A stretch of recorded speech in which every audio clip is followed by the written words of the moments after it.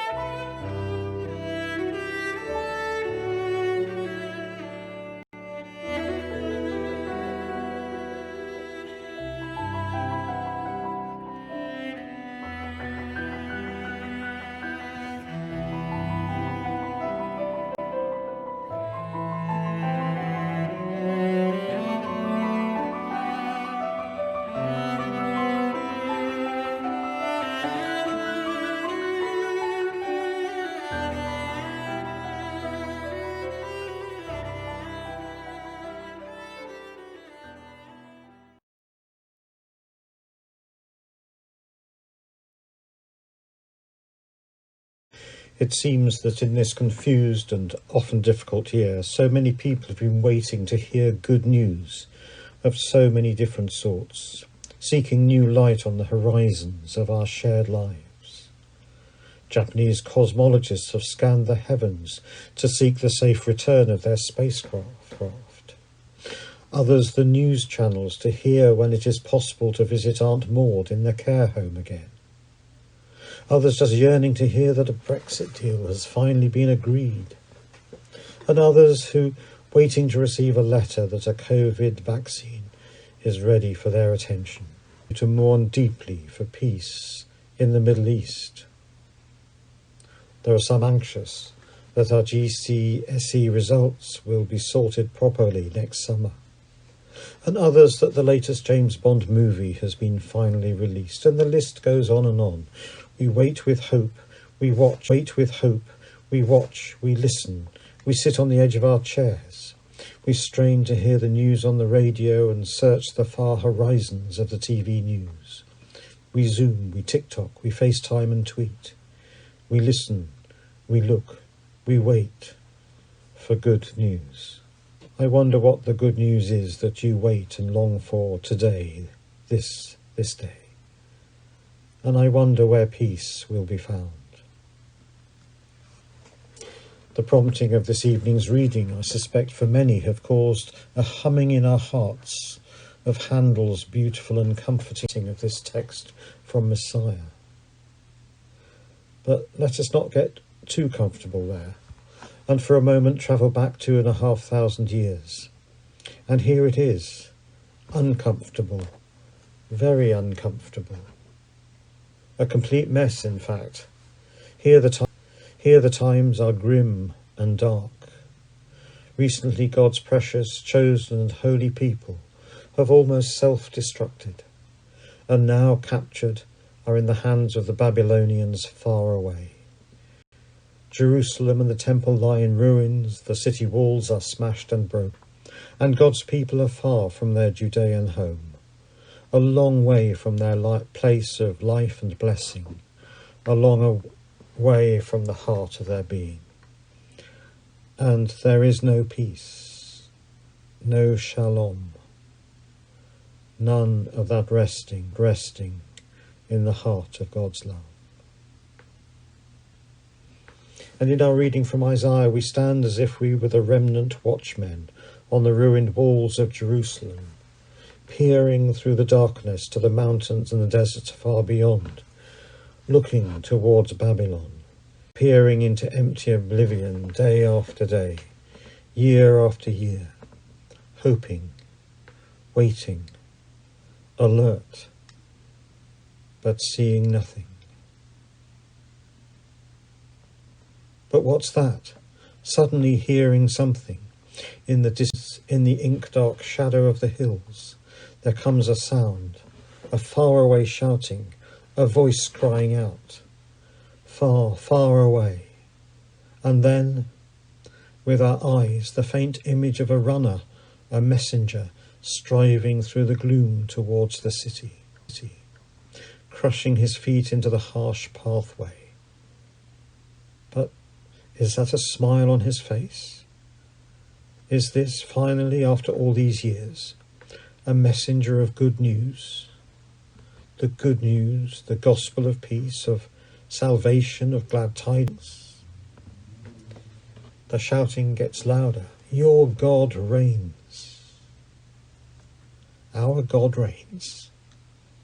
Our God, he left here years ago. His house is destroyed. But hope against hope, the messenger brings his cry into the city. What joy! How beautiful are the feet that bear this good news. And in the streets, those who wail in the darkness of despair break forth with joy. Those who are sunk in sorrow sing together. Zion's heart is comforted, and know again their Lord reigns. And again they will know his name on their lips and in their hearts. A new dawn is breaking, and the watchmen have seen the first rays of the promised light of a new day with their God. This is their long watched for, long-waited gospel of peace. The peace that is the restoration of their lives with God, of all-embracing shalom. For Zion, before the watching eyes of the nation, their Lord, their God, has bared his holy arm, holy arm. What kind of God is this, who bears his holy arm, rolls up his sleeves, and gets down to business, to work to save his people, reaching down and dragging them out of the mire of their despair, and gathers them in his arms and as the shimmering light of a new day brightens the horizons, God's people return rejoicing back to Zion, the place of their dwelling and their oneness with their God. And in the growing light of hope, new possibilities unfold as the good news becomes real in those that bear his name and bear the wonder of his love.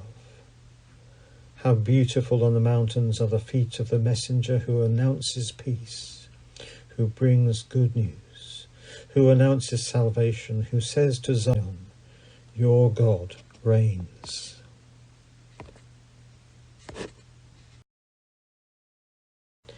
We move on 500 years, and once again the darkness has closed in on as God's people lose sight of their God, and are under the oppression of another great empire, the Romans.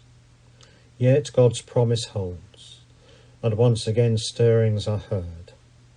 For here, away from the decadence and faithlessness within the walls of Jerusalem, in the cosy company in a village nearby, another who has searched the horizons of her faith and understanding offers her most precious gift to the feet of the one who is now both message and messenger, and anoints and dries the calloused feet of this Galilean rabbi with her hair.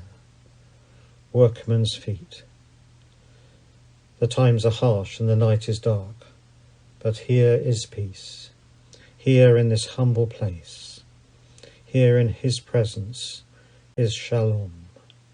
He is good news. And hours later, in wonder and mystery, the good news himself, shalom embodied, once again bears his holy arm and kneels down before his companions, takes up the well-worn feet of his friends, and against their protest washes them in preparation to be the messengers of the gospel of peace for all. I doubt that the runner messenger ahead of God's people all those years ago across the harsh desert sands, or the weathered feet of a Galilean rabbi, or the well-worn feet of rustic workmen, would ever be described as beautiful against the Photoshop values of our modern media, and of all the expectations of perfection in this glam mag age. Though we briefly pause and note that though the English word calloused means hard or thick-skinned, the Greek word kalos means beautiful. And so let's run with that. And so here we must look for beauty not in physique, but in purpose. Beauty in bearing the message of good news and peace. Beauty in turning and following Jesus. Beauty in joyfully running to tell others. The messages of Advent challenge us to look at not only our hearts and minds, but all that we are, including feet, and reflect, are they beautiful in this way? Beautiful in purpose, as we too are invited to follow and run to share the good news of Jesus, the hope of true peace, with those on the seashores and marginal places of our worlds today. Whatever the much-needed practical good news, we eagerly await this day, listening and looking from the ramparts of our living. We are also the messengers of good news, of true peace, running through the mountains of turmoil and confusion, the lostness and yearning hopes on the horizons of this day.